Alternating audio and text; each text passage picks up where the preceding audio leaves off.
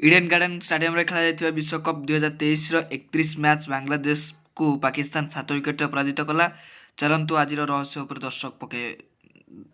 ପାକିସ୍ତାନ ଆଗରେ 205 ରନ୍ର ବିଜୟ ଲକ୍ଷ୍ୟ ରଖିଥିବା ବେଳେ 32.3 ଓଭରରେ ମ୍ୟାଚକୁ ଜିତି ନେଇଥିଲା ପାକିସ୍ତାନ।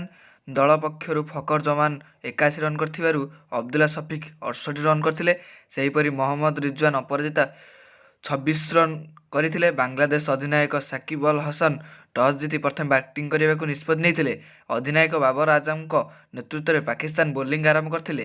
ବାଂଲାଦେଶ ପ୍ରଥମେ ବ୍ୟାଟିଂ କରି 45.1 ଓଭରରେ 10 ୱିକେଟ୍ ହରାଇ 204 ରନ୍ ସଂଗ୍ରହ କରିଥିଲେ। ଫଳରେ ପାକିସ୍ତାନ ପାଇଁ 205 ରନ୍ର ବିଜୟ ଲକ୍ଷ୍ୟ ରଖିଥିଲେ।